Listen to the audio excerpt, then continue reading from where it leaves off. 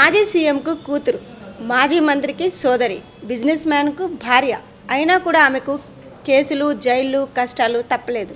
ఆమె మరెవరో కాదు, ఎమ్మెల్సీ కల్వకుంట్ల కవిత. మరి ఇప్పుడు తెలంగాణలో కవిత పరిస్థితి ఏంటి? ఎందుకు ఆమె బీఆర్ఎస్ పార్టీకి దూరంగా ఉంటుంది? కవితను కేసీఆర్, కేటీఆర్ దూరం పెట్టారా? ఆమెనే దూరం అయిందా? అసలు ఇదంతా కాకుండా కవిత వెనుక కుట్ర జరుగుతుందా? అందుకే ఆమె లేనప్పుడు ఆమె వెనుక ఎవరైనా కుతంత్రాలు చేస్తున్నారా? గతంలో అమెరికా వెళ్ళినప్పుడు కేసీఆర్కు కవిత రాసిన లేఖ లీక్. ఆ తర్వాత తాజాగా ఇప్పుడు అదే అమెరికాకు వెళ్ళినప్పుడు తెలంగాణ బొగ్గుగని కార్మిక సంఘంలో పదవి నుంచి అవుట్. అసలు కవిత వెనుక ఏం జరుగుతుంది? ఇవాళ స్పెషల్ ఫోకస్లో చూద్దాం.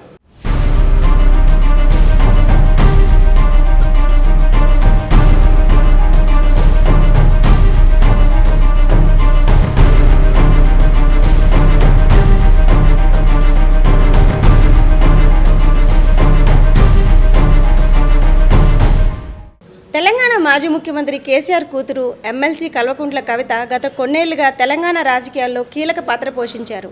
ఆమె నిజామాబాద్ ఎంపీగా, ఆ తర్వాత ఎమ్మెల్సీగా తనకంటూ ప్రత్యేక స్థానాన్ని సంపాదించుకున్నారు.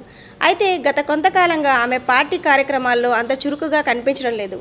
గత అసెంబ్లీ ఎన్నికలలో బీఆర్ఎస్ పార్టీ అధికారాన్ని కోల్పోయిన తర్వాత ఆమె దూరం మరింత స్పష్టంగా కనిపిస్తుంది. ఢిల్లీ లిక్కర్ స్కామ్ కేసులో కవిత ఈడీ, సిబిఐ దర్యాప్తులను ఎదుర్కొంటున్నారు. ఈ కేసు ఆమె రాజకీయ భవిష్యత్తుపై తీవ్ర ప్రభావం చూపుతుంది. తరచూ దర్యాప్తు సంస్థల విచారణకు హాజరవడం, న్యాయ పోరాటంపై దృష్టి పెట్టడం వల్ల ఆమె పార్టీ కార్యకలాపాల్లో చురుకుగా పాల్గొనలేకపోతున్నారు.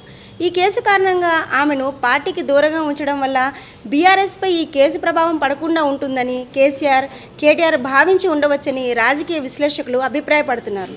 అసెంబ్లీ ఎన్నికల్లో ఓటమి తర్వాత బీఆర్ఎస్ పార్టీ అధికారం కోల్పోయింది. ఆ సమయంలో పార్టీని మళ్లీ గాడిన పెట్టడం, కొత్త నాయకత్వంతో ప్రజలకు మరింత దగ్గరవడంపై దృష్టి పెడుతుంది. కేసీఆర్, కేటీఆర్ పార్టీని తిరిగి అధికారంలోకి తీసుకురావడానికి తీవ్రంగా ప్రయత్నిస్తున్నారు. కవితను ప్రస్తుతానికి తెర వెనుక ఉంచి కేటీఆర్, హరీష్ రావు వంటి నాయకులకు ఎక్కువ ప్రాధాన్యత ఇస్తున్నారని భావిస్తున్నారు. మరోవైపు పార్టీ అధికారంలో ఉన్నప్పుడు కేసీఆర్, కేటీఆర్, కవిత, హరీష్ రావు వంటి నాయకుల మధ్య సమతుల్యత ఉండేది. అయితే ఇప్పుడు పార్టీ అధికారం కోల్పోవడంతో అంతర్గత విభేదాలు, ఆధిపత్య పోరు పెరిగాయని రాజకీయ వర్గాల్లో అనుమానాలు వ్యక్తమవుతున్నాయి. కవిత దూరం కావడానికి ఇది కూడా ఒక కారణం కావచ్చని రాజకీయ విశ్లేషకులు చెబుతున్నారు. ఈ క్రమంలోనే కవిత వెనుక ఒక కుట్ర జరుగుతోందని, ఆమెను పార్టీ నుంచి వ్యూహాత్మకంగా దూరం చేస్తున్నారని చాలామంది గట్టిగా నమ్ముతున్నారు. ఈ కుట్రకు ఆధారంగా గతంలో జరిగిన 2 ముఖ్య సంఘటనలను వారు ప్రస్తావిస్తున్నారు. ఈ 2 ఘటనలు కవిత రాజకీయ భవిష్యత్తుకు పెద్ద దెబ్బగా మారాయని భావిస్తున్నారు. 2018లో కవిత నిజామాబాద్ ఎంపీగా ఉన్నప్పుడు అమెరికా పర్యటనకు వెళ్లారు. అక్కడ ఆమె తెలుగు పారిశ్రామికవేత్తలు, వివిధ సంఘాల సభ్యులను కలుసుకున్నారు. ఈ పర్యటన ముగిసిన తర్వాత ఆమె కేసీఆర్కు ఒక లేఖ రాశారు. ఆ లేఖలో అమెరికాలోని పెట్టుబడిదారుల నుంచి తెలంగాణకు వచ్చిన పెట్టుబడుల గురించి, వారి ఆసక్తి గురించి వివరించారు. ఈ లేఖ పార్టీలోని అత్యంత విశ్వసనీయ వర్గాలకు మాత్రమే పంపించారు. అయినా ఆ లేఖ లీక్ అవడంపై రాజకీయ దుమారం రేగింది. ఆ సమయంలో కేసీఆర్తో పాటు పార్టీలో ఉన్న కొన్ని అగ్ర నాయకులకు మాత్రమే ఈ లేఖ గురించి తెలుసు. కవిత అమెరికాలో ఉన్నప్పుడే ఈ లేఖ లీక్ అవ్వడం, ఆమె వ్యక్తిగత ప్రతిష్టను దెబ్బతీయడం వెనుక ఒక కుట్ర ఉందని అప్పట్లో చాలామంది అనుమానించారు. ఎవరైతే ఆమె రాజకీయ ఎదుగుదలను ఇష్టపడలేదో వారే ఈ పని చేసి ఉండవచ్చని రాజకీయ వర్గాల్లో తీవ్రంగా చర్చ జరిగింది. ఇటీవల కవిత మరోసారి అమెరికా పర్యటనకు వెళ్లారు. ఆమె పర్యటనలో ఉన్నప్పుడు తెలంగాణ రాజకీయాల్లో కీలకమైన సంఘటన జరిగింది. తెలంగాణ బొగ్గుగని కార్మిక సంఘం, ఇది బీఆర్ఎస్ పార్టీకి అనుబంధంగా పనిచేసే శక్తివంతమైన కార్మిక సంఘం. దీనికి గౌరవ అధ్యక్షురాలుగా ఎమ్మెల్సీ కవిత ఉన్నారు. సింగరేణి కార్మికులలో ఈ సంఘానికి బలమైన పట్టు ఉంది. కవిత అమెరికాలో ఉన్న సమయంలోనే టీబీజీకేఎస్ కేంద్ర కార్యవర్గం అత్యవసర సమావేశం ఏర్పాటు చేసింది.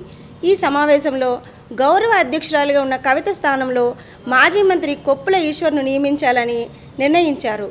అయితే ఈ నిర్ణయం కవితకు సమాచారం లేకుండా ఆమె దేశంలో లేనప్పుడు తీసుకోవడం అనేక అనుమానాలకు తావిచ్చింది.